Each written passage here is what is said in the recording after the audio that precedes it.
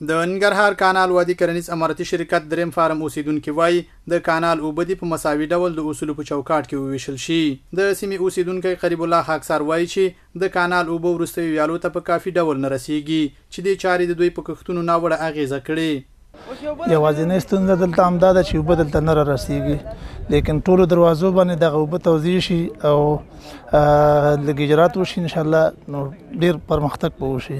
نو یوازینۍ ستونزه همدا ده، شمسیانې خلک لګولي دي خو شمسیانو نه هم کومه داسې استفاده نشي چې د نیر اوبه نه نیر ډک دی او باید نیر باندې کار وشي. نو رئیس صاحب نن موږ هم دا غوښتنه ده او نورو چارواکو هم چې نیر باندې کار وشي اوبه راورسېږي. د ننګرهار کانال وادي کرنیز اماراتي شرکت رئیس محمد نعیم محمدي وایي دغه چارې د کارونو په لومړیتوبونو کې ده چې ټولو ته په مساوي ډول اوبه ورسوي.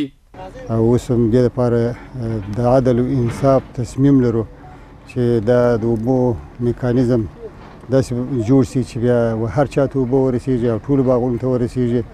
صرف دا دی چې د دې هغه چوکاټ ته اچول او خلکو کوم څوک په دې کې بې انصافي کوي یا اوبه ضایع کوي، ځکه اوبه د خدای جل جلاله یو ستر نعمت دی.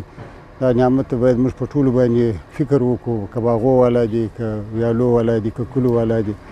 نو انشاءالله موږ په دې کې پوره تصمیم لرو چې په ډېر عدل او انصاف باندې موږ ټولو فارمونو ته ټولو مځکو ته هغه که اهلي خلک را سره دي او که موږ خپل د کانال مربوط مځکې دي او باغونه دي چې انشاءالله په خپل وخت ورته 24 ساعته اوبه رسوو. موږ د عزم لرو. او د ننګرهار کانال ټول ټال 30 ویالې لري چې په هر لختي کې د اوبو پرېښودو لپاره ځانګړي اصول ټاکل شوي.